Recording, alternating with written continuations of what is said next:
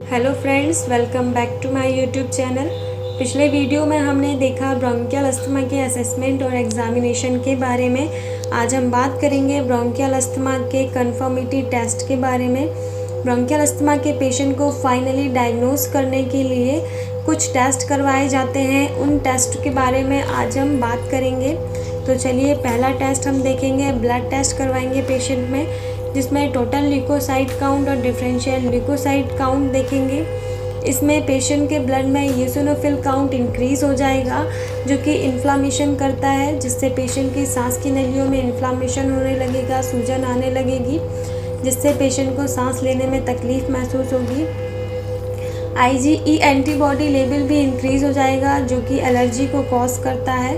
इससे भी पेशेंट में इन्फ्लामेशन को बढ़ावा मिलता है। आगे देखेंगे चेस्ट एक्सरे। चेस्ट एक्सरे में पेशेंट की जो सांस की नलियां हैं उनमें ऑब्स्ट्रक्शन देखेंगे, ब्लॉकेज देखेंगे, किस एरिया में सांस की किस नलियों में ब्लॉकेज है उसको देखा जाता है एक्सरे करवाकर। आगे देखेंगे स्पुटम एग्जामिनेशन करवाएंगे पेशेंट में, जिसमें यूसिनोफिल काउंट इंक्रीज़ मिलेगा, जो कि इन्फ्लामेशन करवाता है, जिससे पेशेंट की सांस की नलियों में हाइपर सिक्रीशन होने लगता है म्यूकस का, जो कि सांस की नलियों में जमा होने लगता है, इकट्ठा होने लगता है, जिससे पेशेंट को सांस लेने में तकलीफ़ महसूस होती है। आगे बढ़ेंगे हम स्पायरोमेट्री, या हम इसे लंग फंक्शन टेस्ट या पल्मोनरी फंक्शन टेस्ट भी कहते हैं। स्पायरोमीटर एक डिवाइस होती है जो कि लंग के फंक्शन को रिकॉर्ड करता है।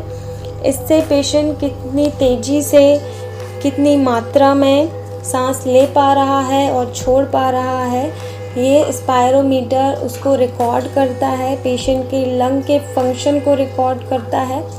आगे देखेंगे हम it measures lung functions, specifically the amount and speed of air that can be inhale and exhale.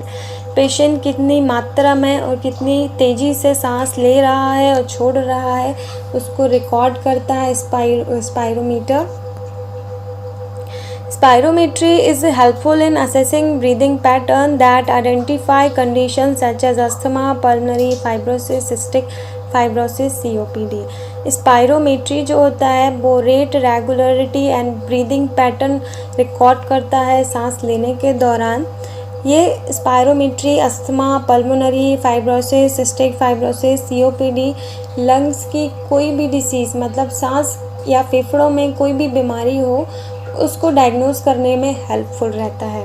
आगे देखेंगे हम एलर्जी टेस्ट करवाते हैं पेशेंट में, जिससे पता चलता है कि पेशेंट को किस एलर्जन सब्सटेंस से, मतलब पेशेंट को किस चीज़ से एलर्जी है उसको डायग्नोज किया जाता है। पेशेंट को धूल, मिट्टी, फूलों, केमिकल्स, किसी भी चीज़ से एलर्जी है उसको स्किन एलर्जी टेस्ट या ब्लड एलर्जी टेस्ट से डायग्नोज कर सकते हैं। तो एलर्जी टेस्ट दो टाइप के होते हैं, फर्स्ट स्किन एलर्जी टेस्ट और सेकेंड ब्लड एलर्जी टेस्ट। तो चलिए एक एक करके बात करेंगे। स्किन एलर्जी टेस्ट क्या होता है? It is a method for medical diagnosis of allergies. Allergens introduce into the skin leads to the release of preformed mediator causing increased vascular permeability, local edema, immediate hypersensitivity reaction to an allergy। Skin allergy test में जो allergen होते हैं, allergen substance होते हैं जिनसे patient को allergy होती है, उन एलर्जन सब्सटेंस को पेशेंट की स्किन में अप्लाई किया जाता है, एंटर किया जाता है, जिससे अगर पेशेंट को उस सब्सटेंस से, एलर्जन सब्सटेंस से एलर्जी होगी तो उससे पेशेंट की स्किन में हाइपर सेंसिटिविटी रिएक्शन मीन्स कुछ एलर्जी के सिम्टम्स जो है वो डेवलप होने लगेंगे स्किन में, जैसे कि इडीमा होने लगेगा, रैशेज आ जाएंगे, रेडनेस आ जाएगी। ऐसे कुछ सिम्टम्स स्किन में मिलने लगेंगे, जिससे पता चल जाएगा कि पेशेंट को किस चीज़ से एलर्जी है और उसका फिर ट्रीटमेंट स्टार्ट करेंगे। आगे देखेंगे हम ब्लड एलर्जी टेस्ट। जैसे हम स्किन एलर्जी टेस्ट करते हैं, स्किन में एलर्जन एंटर करते हैं, वैसे ही ब्लड एलर्जी टेस्ट में ब्लड में कुछ एलर्जन सब्सटेंस मिक्स करते हैं। फिर देखा जाता है कि IgE एंटीबॉडी लेवल अगर बढ़ता है तो जो कि एक इन्फ्लामेशन का कारण होता है, एलर्जी का कारण होता है, उसको रिकॉर्ड किया जाता है, नोट किया जाता है।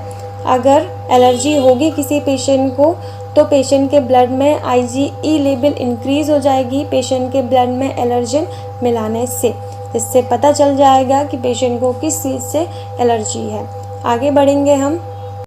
Provocative test.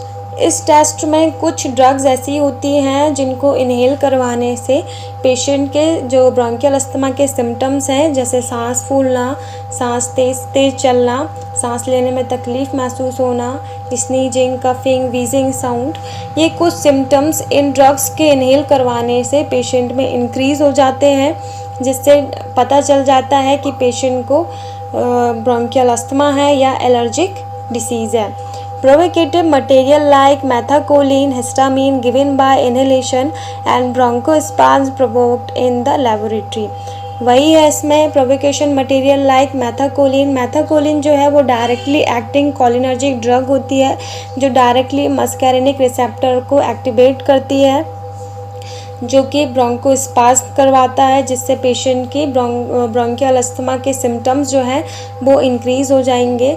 ऐसे ही एक ड्रग हिस्टामिन होता है जो कि इन्फ्लामेशन को इंक्रीज़ करता है, पेशेंट में ब्रोंकियल अस्थमा के सिम्टम्स को इंक्रीज़ कर देगा, जिससे हमें पता चल जाएगा कि पेशेंट में ब्रोंकियल अस्थमा है। आगे बढ़ेंगे हम।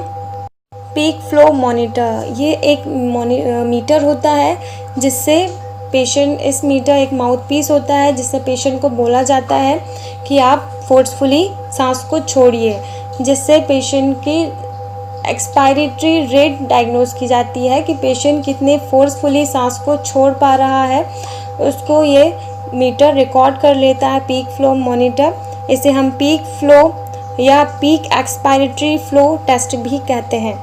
सो थैंक यू फ्रेंड्स, ये आज हमारा यहाँ पर ब्रोंकियल अस्थमा का टेस्ट हो चुके हैं। नेक्स्ट वीडियो में हम प्रिवेंशन देखेंगे ब्रोंकियल